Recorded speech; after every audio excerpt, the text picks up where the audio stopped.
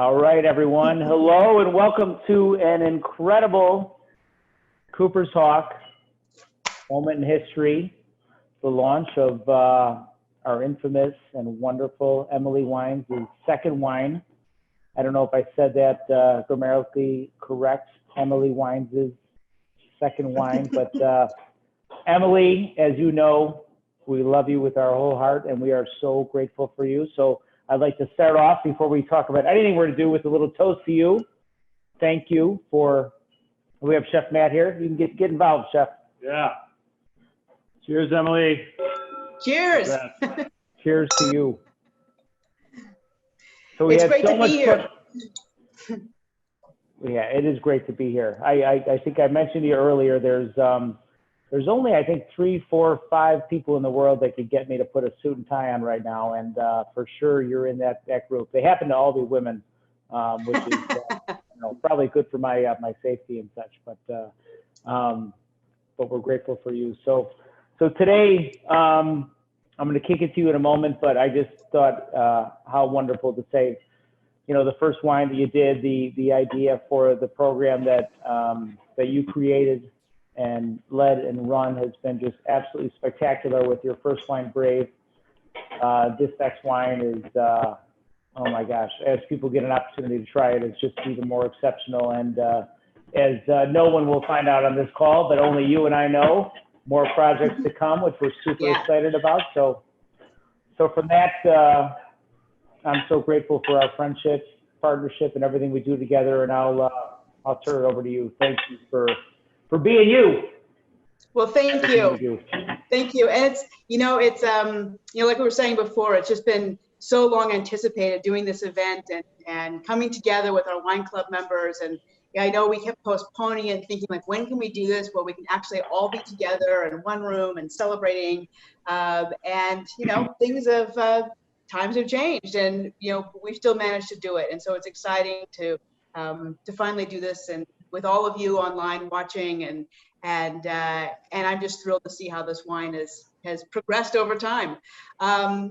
Matt has put together a really, really incredible menu for tonight. And let's start out actually, Matt, by you telling us a little bit about the first course. Awesome, Emily. Thank you. So classic Lyonnaise salad. So one of Emily's favorite appetizers is a Lyonnaise salad. And we've done classic Lyonnaise in the past for Emily, but we wanted to give it a little spin.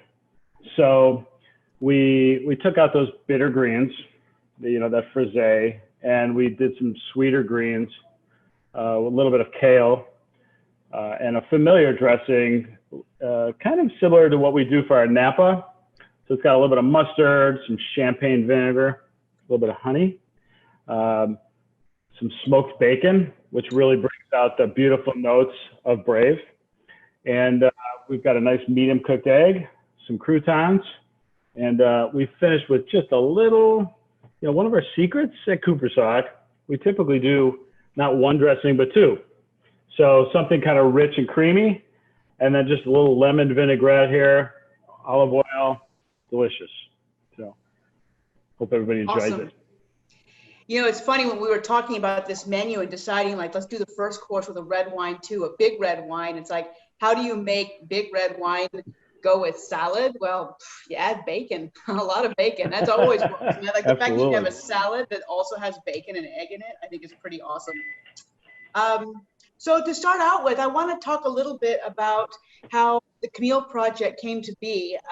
For anybody who's watching who's not familiar, it was 2 or 3 years ago. Tim came to me and said, we've been really wanting to do a new tier of wines for Cooper's Hawk, really explore something a little bit more luxurious, something really special.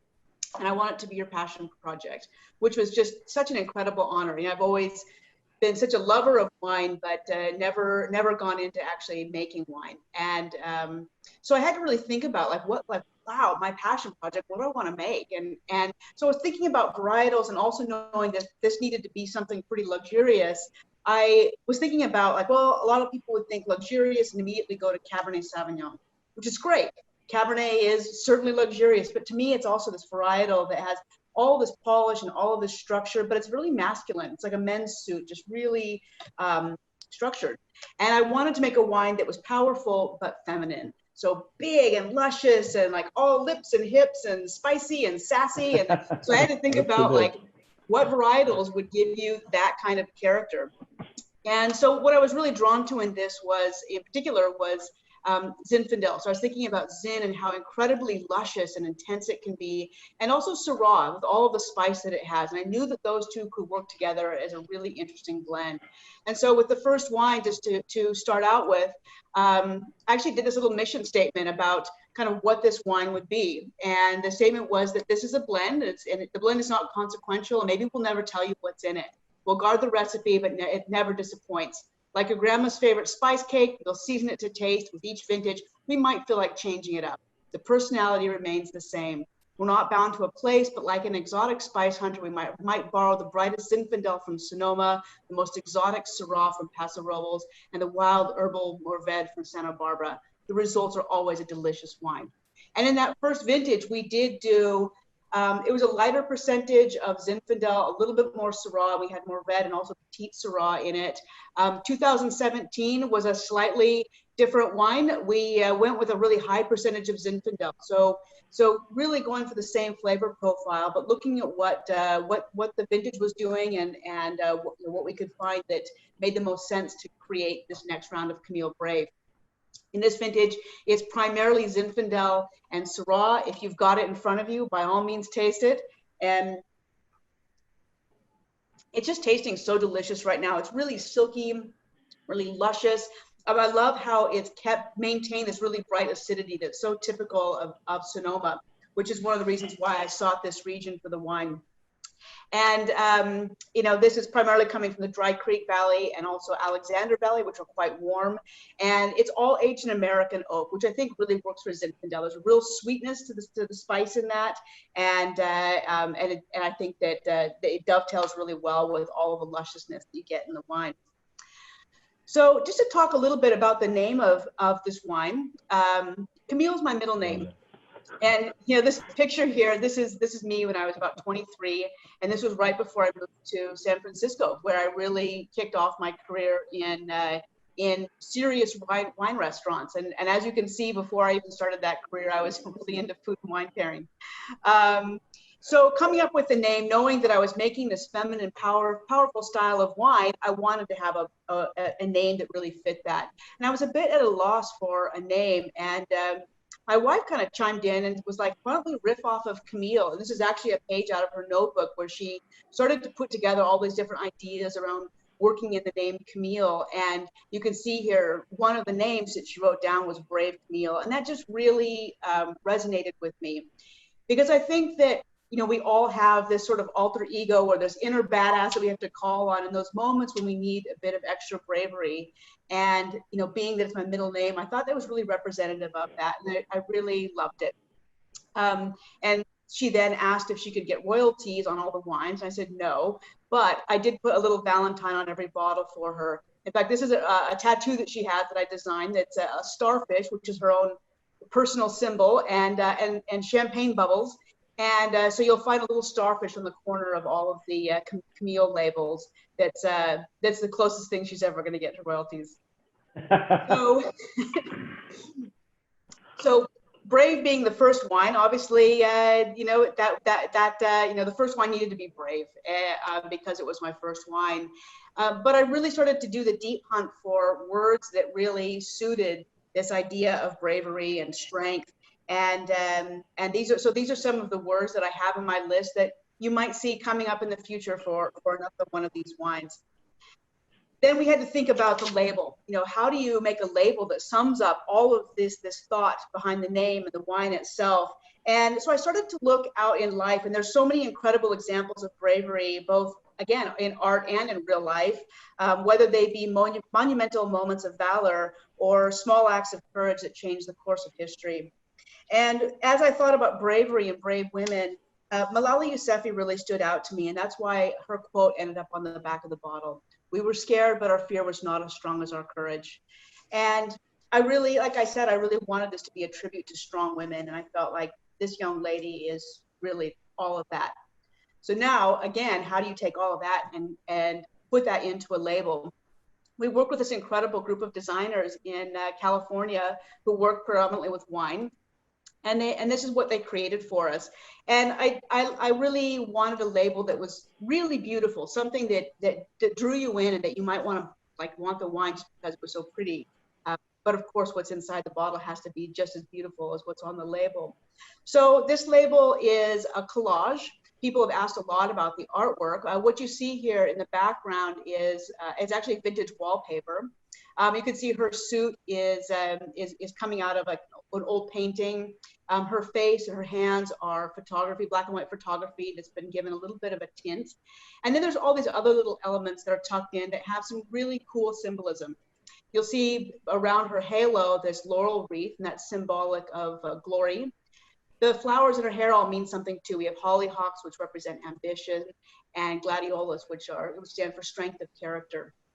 You also see in the corner here, there's a little starfish.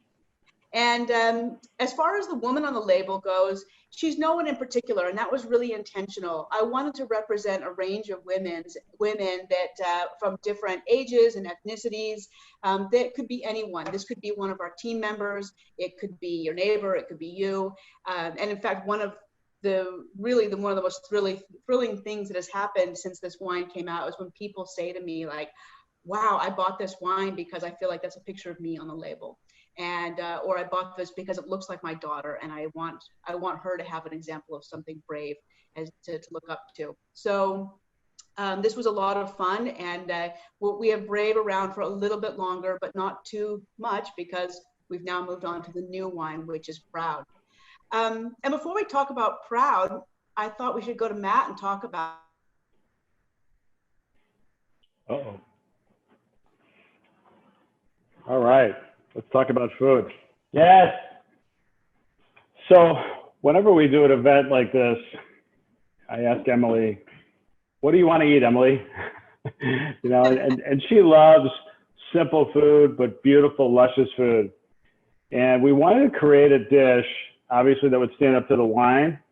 But I think this encompasses everything that we do great at Cooper's Hawk. So we do a lot of fillets and obviously a lot of dishes with short ribs. So we like the crust fillets too. And we thought, hey, why not short ribs and fillet? So we start with the herb mashed potatoes on the bottom. And that really kind of pulls out some of those green notes in this Burgundy wine. And that really rich short rib on top is beautiful with the acid of the wine. You know, and there's a lot of Merlot in there. You know, every time I talk with Emily, I learn a little something new, and she talks about those attributes of the Merlot and how it really cuts through this with the short rib. And then the sweet onion Vidalia jus. You know, we caramelize onion very, very slowly, which brings out that natural sugar. And when you use natural sugar versus adding sugar to something, it just, obviously in your mouth it's beautiful, but it really enhances the wine, you know. And then last but not least, with the broccolini, you know, it's a little sweet. It has a little bitterness to it, and I think it's a great vegetable with this wine. So hope everybody did a great job reheating in their kitchens. But I think it's a beautiful dish with this wine, Emily, just for you. Well, thank you. I love this. I have to admit that I actually already ate it this afternoon. It was so awesome. And it took some work to reheat it, but doing it the right way was really the right thing to do because it came out fantastic, and I thought the instructions were really good too.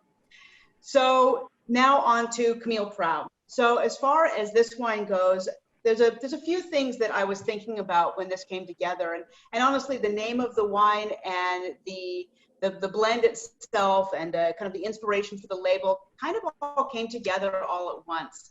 And I took inspiration for this wine from the region of Bordeaux in France, you know, very famous for blends, really big, powerful blends. And within Bordeaux, you actually have some sub-regions that make very different styles of wine. On the left bank of Bordeaux, you have Cabernet Sauvignon-based wines. They tend to be masculine, very powerful, intense, dark wines. And they have a real elegance to them. But again, knowing that I wanted to make this really powerful feminine wine, I went to the right bank of Bordeaux, where you find wines that are based on Merlot and Cabernet Franc.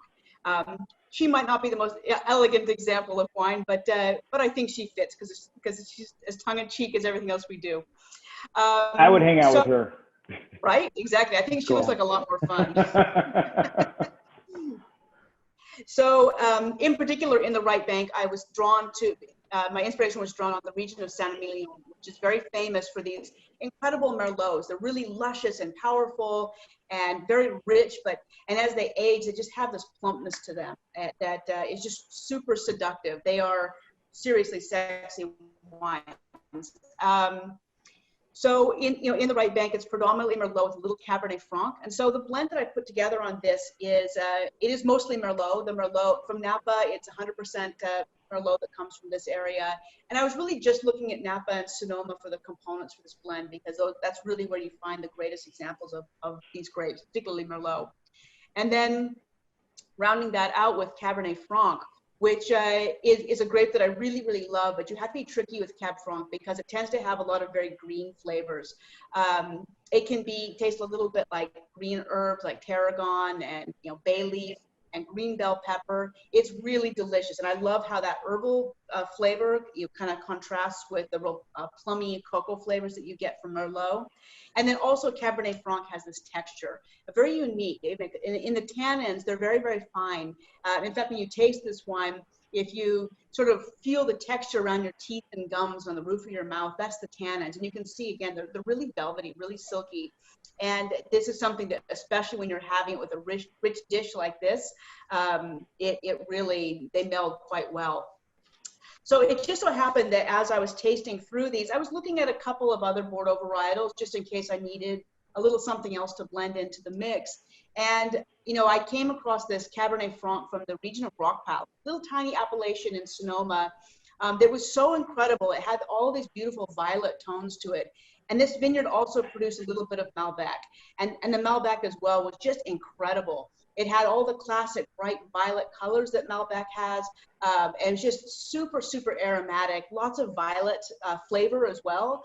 And so I knew it had to go into the blend, and I think it really rounds it out. It gives it a real opulence and an elegance that is a nice balance to the richness and also that herbal flavor and the texture that you get from the Cab Franc.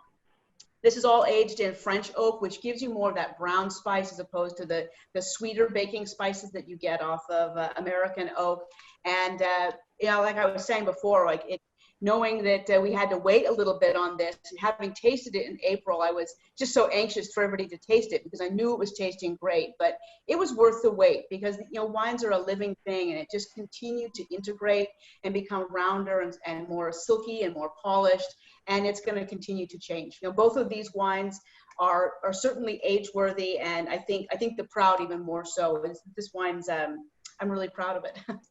So when it came to the name and the label, I was thinking about, in particular, I was seeing a lot of images in the news about these young women and girls who were using their voices, which really gave me a lot of inspiration. This is a time when I think we talk about young people being caught up, being on their devices and not really tuning in and not caring. And I think that that's really not true. There's a lot of these young people who are championing a diversity of issues, and you may or may not agree with them, but it's an incredible pride that they carry as they speak about their convictions. And their willingness to represent and also to fight for what they believe in is something that I thought that needed to be honored. These women are the brave, the strong, and the proud. So for the label, I began looking for inspirations in history, and Joan of Arc was kind of an obvious fit for this. And Joan of Arc came from Western France, actually not very far away from Bordeaux, which is where the wine also takes its inspiration. And she, like Malala Yousafzai, really fought proudly for what she believed in. And in fact, on the back of the label is a quote from her where she says, "I am not afraid. I was born to do this." And, it gives me so much hope for the future. And I'm really proud to live in a time where those with steadfast conviction, pride, and the motivation to live authentically with courage have a voice. So again, how do you take this and translate it into a wine label. This was a little bit easier because there's some incredible Joan of Arc imagery already out there. Here are a couple of the early iterations of the label that we considered. And you can see some carrying on of a theme with the vintage wallpaper and the woman with the painted clothes and the photography and all of that, but really knowing like what made sense and what felt right. It was pretty quick that we decided. The woman on the right is gorgeous, but a little bit too glamorous for the kind of woman that we wanted. Again, I wanted this to be somebody that felt like, any woman. And on the woman on the left, also really beautiful, but she's kind of looking away, and I really wanted that strong gaze. We just wanted something a little bit less Dr. Spock looking in the haircut, which we achieved. Here's our final label. And in this label as well, you find some of that same compelling imagery. You'll see on her spear, we've got some grapes. There's a little referential wine speak in every single label. But it became even more symbolic, and it was really fun to research all of the meanings behind different plants. So you have on her head a crown of maple leaves, and maple is symbolic of strength and endurance. Around her halo is oak, which symbolizes honor, morale, resistance, and knowledge.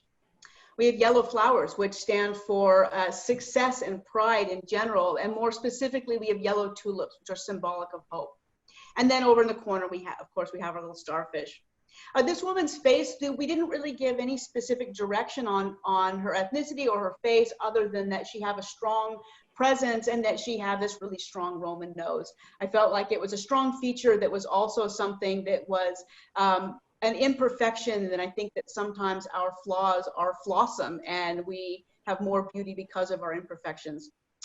So it was, again, it was really a treat to put this together, and I love the way that both the wine and the name and the label continue to tell the same story.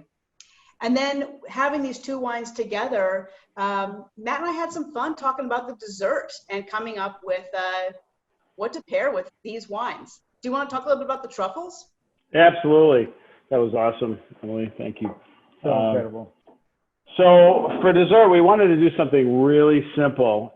And, with wine, we talk so much about terroir. Where's the wine from? Where's it grown? What are the attributes of the soil and the land around there?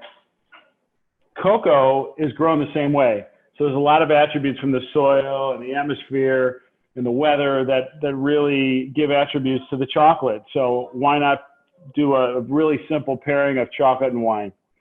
So here we start with Grand Marnier, so it's very classic French liqueur, not overly sweet. And what we did with the orange peel here, we blanch it 3 times. And what that does is it takes most of the bitterness out, but it leaves just enough subtlety to really stand up to that wine. Here in the middle, we have our dark chocolate with just a little fleur de sel.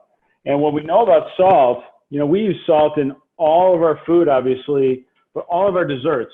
So anything sweet, salt is just another pillar that really gives substance and really wakes up your mouth, okay? And also with wine, it wakes wine up. And then lastly, we gave a little nod to Camille Proud, and we do the Zinfandel truffles and we do the Cabernet truffles, so why not Camille? So we added some Camille Proud to this one, a little reduction. And that one, we're gonna release that here, will be available all through the month of September in the candy case.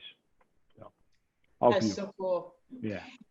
I have to say it was really fun when we, just thinking back, it just feels like so long ago now, but when we were starting to talk about this menu, I remember when the Proud was first bottled, I had a couple bottles of it in the office, and you and the culinary team were working on this menu, and then we had, Chris was like, I've got an idea. And he started like talking about the sauce he wanted to do. And he brings this plate up. It's like 9 in the morning.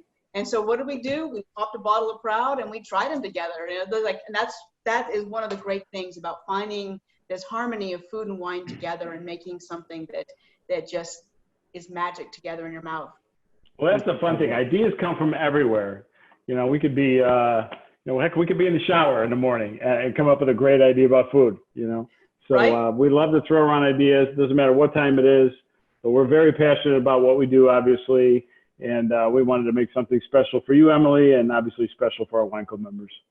Yeah, it's funny. A question just came through asking if that was a starfish print on the pretzel bread. It's not. Absolutely. But I'm going to tell Terry that it is. Look at that. See, there's little champagne bubbles too. Ah, that's perfect. Nothing Careful, goes she's gonna want unscripted. It's totally perfect. That's great. I still, as we sit here today, I still find it absolutely fascinating that we get paid to do this on a daily basis. I mean, we are the group of the luckiest, blessed people in the world. Yeah. We are very blessed. It's so true. You know, someone else was asking what vegetarian dishes pair with Camille, and they're both different. You know, in particular with the Camille Brave, there's kind of an inherent sweetness that you get off of the Zinfandel grape. It's very, very rich. It's very spicy. There's a sweetness that just comes from that super, super ripe fruit. So I love things that also have a real sweetness to them. So if you're working with things like teriyaki, barbecue sauces, so you know, those are really great. And of course, you can do anything, whether it be mushrooms or tempeh or other kinds of things. Eggplant. Yeah, eggplant for sure. Like eggplant, like caramelized with some soy, is pretty awesome, and that would be delicious with this. Matt, what did we do for the dinner releasing this wine? We did a bourbon lacquer cork or something. What was it? Bourbon. Which event? Help me out here. The Camille Brave event. It was yeah, we did a Duroc pork loin. What was the glaze we did on there? I remember. Herb roasted, a little mustard, a little bourbon. Yeah. It was good. And again, all of that kind of caramelized sweet potatoes. Yeah, with sweet potatoes. Yeah. And in fact, that was one of the things we talked about for this dinner. I think initially you'd put sweet potatoes again, and knowing that this wine was not going to have the sweetness of fruit, and so that was kind of we went with a regular mash as opposed, you know, to keep it not quite as sweet. Just except a little we had the sweetness of the onion, which is so good. A little bit of horseradish. So vegetarian dishes with the Proud, something earthier is better. So I think, you know, things involving like portobello mushrooms, anything with like lentils, you know, things that are stewed and braised and earthy and rich, all of that's really good with that wine as well. So, you know, there's no such thing as this wine has to go with meat and this wine's with fish. It's really all about the accompaniments. I mean, you could do something, if you want to only eat fish, you could do like a teriyaki glazed salmon, and it would be really killer with the Brave. For sure. Yeah. So, all right, so real quick, Emily, like I want to be full disclosure. Matt and I have been drinking Cooper's Hawk Red, which is traditionally outside of your wine, my kind of, you know, go-to Cooper's Hawk, near and dear to my heart. So we're going to open a bottle of your wine, if you don't mind. And so you can, I want you to see, and everyone join the call tonight, our facial reaction. So of course I've had this wine with you a number of times, but I don't know if Matt's tried it, of course, because of all the stuff related to food development, but Emily may have dropped the bottle off to me early on. I may have drank it by myself. I know every bottle that I snagged for myself, I drank right away. Oh, it's so good. Well, as I mentioned earlier, we're coming out to see you in 2 weeks, so I'll load up my suitcase with some stuff. So, cheers to you, Emily. Oh my God. To our folks that came on. Matt, thanks for coming over. You're the best. So, a couple other questions. On the phone, I can't swear. God, this is so good. So I see some other questions coming through. Question about the biggest difference between Brave and Proud. Just structurally, they're really different. You know, like when I look at these two, you know, the Brave is really luscious and sort of juicy and jammy, and it's really tangy. It's got this really sort of bright acidity. It's really zippy and spicy, whereas the Proud is just kind of rich, deeper, darker, firmer tannins. These are kind of the primary things, and just the inspiration, you know, Zinfandel, Syrah, totally not traditional combinations, but really good together. Whereas the other one is really traditional, that Bordeaux-ish blend. So the Proud was in oak for about 9 months, and Brave was about 6 months. Proud was in a mix of used and new oak, whereas Brave was in new oak. So that new oak, much stronger, stronger flavor profile. So you want to be judicious about how long it sat in the oak. And like I said before, the Proud is not going to be around for a whole lot, or rather the Brave is not going to be around for a whole lot longer. This is a single vintage.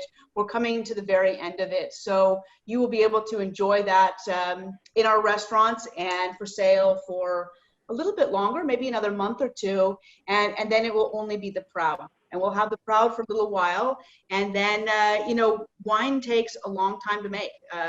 So as you can imagine, we're already sort of thinking about the next wines to come. And you can see how beautiful these labels are together. I love seeing them side by side.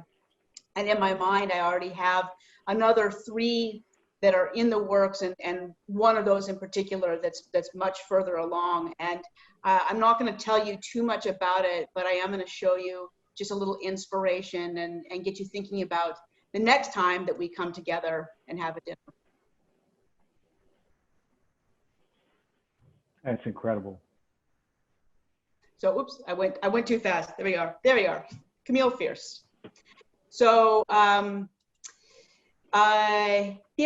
again, really, really drawing on great inspiration of very brave people, brave and strong and powerful women, and I feel like all have in our lives. so blessed and incredible that I'm like on the inside know of like everything that's transpiring in this project, like as you showed those images and talked about the concepts, and of course you and I have been having conversations around what this wine, the next wine will be, and what's super cool is, as everyone might not know, but is there's unlimited inspiration and ideas for like what could be. I think, sometimes at Cooper's Hawk, we struggle, like, what's the next idea? How are we going to come up with something next? And when it comes to your line of wines, I mean, your brain and your thoughts around your passion for wine, I mean, it's incredible what the future of the Camille line can be. So I'm so excited. I'm just so excited. And then Matt was feeding me at the same time, and all this stuff's happening, and I'm just like, blows my mind. Well, it's one of the things that I love about my job is it gives me so many opportunities to just be creative and to tell the stories. I think that's really what drew me to working with wine and to being in the wine business. So is that I started reading wine books and was like, wow, just incredible stories, the people, the regions, the history, and how each of these different grapes are so different tasting, and how as they come together, they create something new. And there's just endless stories that we can tell, and so it is a delight to work on these, creating these really unique blends and you're talking about the stories behind them and knowing how fun it will be to tell these stories. And I'm going to put you both on the spot here. So I know, like I said, the Camille is really this tribute to strong women. And I know that both of you have some very strong women in your lives.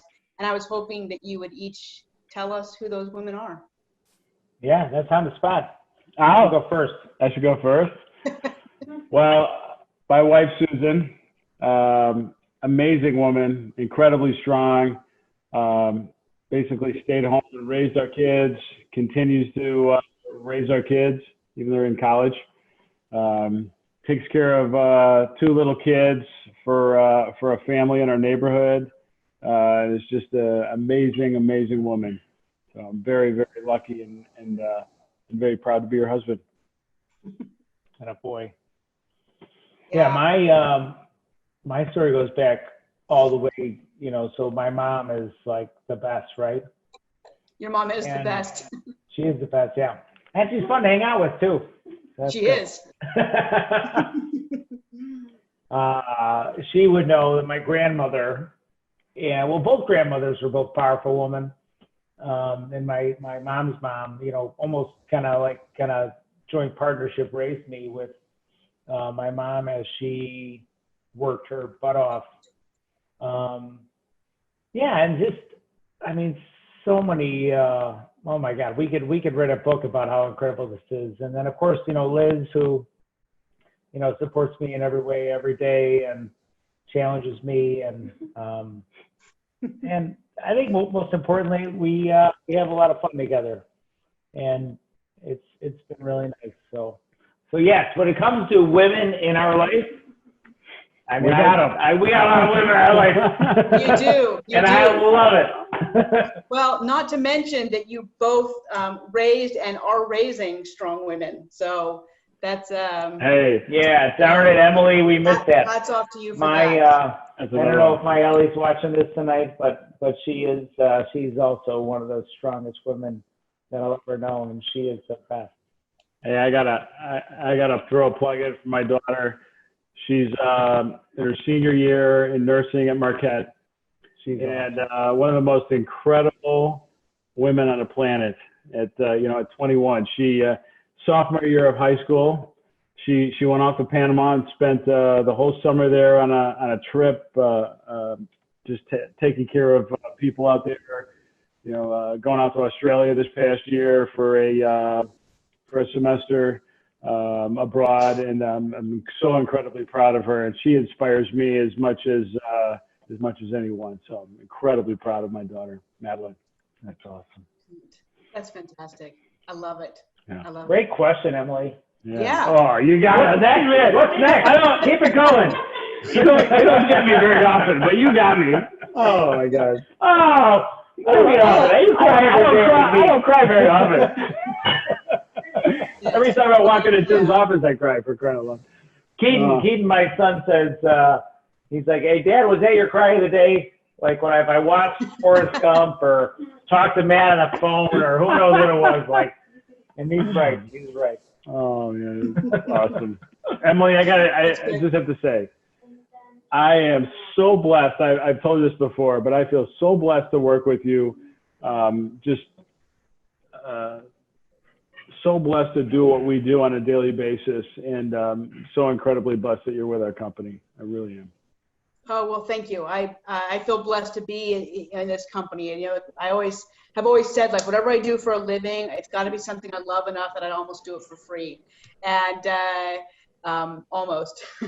But I honestly, I love what I do. I wake up excited to think about the great ways that we can do cool stuff together and create interesting things, and we have like the coolest group of friends, and all of them are on watching right now.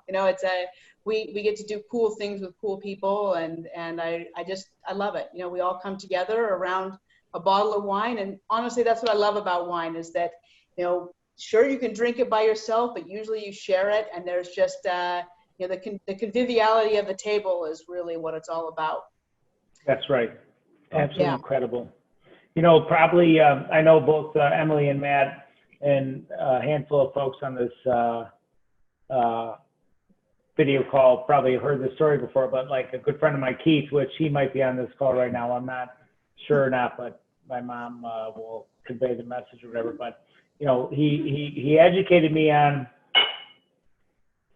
what the success of life means, and I was fascinated when he shared it with me, because he really knew the answer, and I took it as to he knew the answer, and the answer from him, which I believe in, is waking up every day and doing what you want to do and not what you have to do. And so for myself, Emily, I hope the same is true for you, and for Matt. I mean, we are the most blessed people in the world to wake up every day. So I woke up this morning, it's like, what do we got going on today? All right, I got 27 meetings, of which all are surrounded with people that I love to spend time with. And then I have to like bookend my day with throwing on a suit and hanging out with you two, and Matt's cooking our dinner, and like, so I know. It's good to be us. We're winning.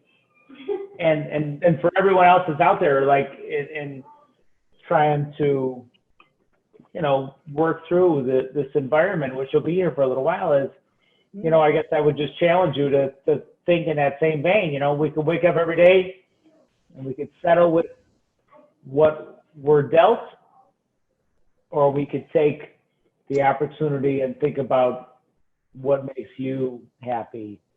And some days it's wine, some days it's work, You probably should both. you probably should do work first and then the wine after. But there is I'm a firm believer in that the opportunity for everyone, no matter what the situation you're in, is that there's a way for everyone to find happiness in what they do, and look to the future. So that's my 10 cents. Well said. Thank you. Yeah. Yeah. Well said. Thank you, Keith. The wisdom, your wisdom, my man. I'm gonna write a book, and I don't know about royalties, but I'm gonna at least give you a credit somewhere in the book somewhere. That's great. So just a couple other questions that have come through. Somebody asked about the blend of fears. Like, it is too soon for me to tell you that. You will learn all of that next year. So that you've heard as much as you will hear about fears for a while. Oh, and I know it too. It's so exciting. I know. All right, for $27. I'm just kidding. So let's do an auction, right? Yes. Highest bidder gets to learn what the blend is. So there's also a question here about, what makes a wine feminine versus masculine, and that's a good question, because I certainly use these terms a lot. I would say think about, put it in the context of scents, like perfume. Like if you think about like what men's cologne smells like versus women's perfume, and how one is much more aromatic, it's prettier, and one is much more earthy, solid, structured. To me, masculine wines tend to have a real denseness to them. Sorry, I mean that in a good way. And then also they're earthy. They can sometimes have a rusticness. Lots of very firm, bold, powerful tannins. To me, feminine wines they're lush. They have curves. Like I say, sometimes I make a joke about how Bordeaux blends. Cabernet Sauvignon is the shoulders of the wine, and Merlot is the hips.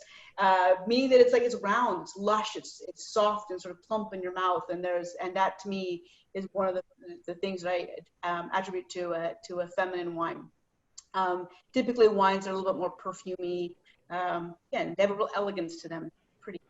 Not necessarily that they're light or delicate, but yeah, that's sort of the balance for me. And to me, there are masculine and feminine wines in red and white. It can kind of run a gamut. So I think I saw another question about just the ageability of the wine. So with the Proud, this is the wine that you could certainly age for another 5 to 10 years. You can certainly age it longer as well. Honestly, what it comes down to is how you like your wine. And some people like more youthful wine. In making these wines, I wanted them to be something that on release, they were immediately drinkable. Why? Because what is it, like 95% of people drink, 95% of all wines produced are consumed within 48 hours of being purchased. And we know that you are hedonists just like us and are probably drink your wine. So I wanted to make something that was immediately drinkable, but that could continue to change. And wine is alive. It does evolve and change over time. And if you like the flavor of a wine that has advanced, that is aged, then save it. Save a bottle, tuck it away, make sure you put it in some place that is cool, and preferably with a little bit of moisture. At the very least, tip the bottle on its side so that the cork stays moist. Otherwise, the cork will shrink and wine will oxidize. And again, cool, dark, those are really important. And then just see how it changes over time. What will happen is that very fresh fruit flavor will start to change. Think about the difference between fresh cherries and dried cherries, fresh plums and prunes. As it ages, those juicy fruit flavors will soften. They'll become very rich, very concentrated, and you'll get more of these nuanced flavors, things like tobacco and cocoa and like tea, and really kind of interesting, unique, different flavors, as opposed to the immediate flavor being all about fresh fruit. So they become really interesting. So only you can know whether or not you like a wine that's aged or not. But I also think about aged wines or wine in general, being sort of like a rosebud, a brand new rosebud when it's like young and it's very tight and there's not a lot of aroma. That's true about very young wine as well. Wine younger than this. I'm talking about like the wines that are going to be, when they first go into barrel, when they're first fermented, they're super tight. And then over time, we put them into a barrel to help them open and soften and round out. And then as they're sitting in this bottle, as they're furthering to age, those aromas and flavors continue to develop. And so you think about, a wine at its peak is like smelling a perfect open bloomed rose. If you take a wine that's been aged for too long, it's almost like when you smell dried rose petals. There's a hint of what made it really beautiful, but it's really softened and changed. Well said. So any other questions? We'll take another question. Do you have any questions, Chef Matt? No, I don't. Well, I see one other question about whether or not this will be available in Magnum. It will not. It will not. We do have another surprise coming. You'll see, but no Magnums. And one last question about my last name guiding my career path. No. It's just a really good coincidence, and at a certain point, working in restaurants, it was kind of good and coincidental. And then considering where I ended up, it made sense. But no, it was they kind of came separately. Well, it's kind of the one thing we haven't commented on, Emily, is your last name is Wines, my last name is McEnery, and we're massively in the wine business. McEnery is actually a well-known Irish winemaking name. No, it's not. It's not. I don't know. I think I was supposed to make Scotch or Irish whiskey, but thankfully, wine is so much more enjoyable on a general basis. So, well, Emily, I want to take the opportunity to thank you. Thank you for, of course, creating this wine, but there's, your wine project reminds me a lot of how we talk about Provence, right? Mm-hmm. You can go to Provence in France. You can drink this beautiful rosé wine in this beautiful environment. And you buy a case of it because it was the best wine you ever had. And you come home and you're like, I don't understand why this wine doesn't taste as good as it did when I was there. And right. So the wines that you've created are absolutely magnificent. They're magnificent.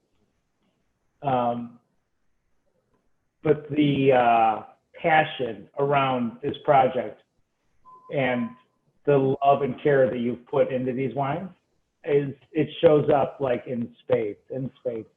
Even the packaging. So it's kind of like Chef Matt would say, we eat with our eyes first. Yeah. So when you buy a bottle of this wine, I already know it's going to be good. You and I have 100 conversations around quality of cork, capsule, the wine, the bottle quality, and everything. True. And so every aspect of this project, you've managed every detail, and I couldn't be more proud to be, literally be associated with it. Your project, I'm so grateful to be tagging along. You let me be involved, and I'm happy, and I am grateful for you. And Chef Matt, I'm also grateful for you, brother. Thank you. Thanks for coming over. It's fun. Yeah.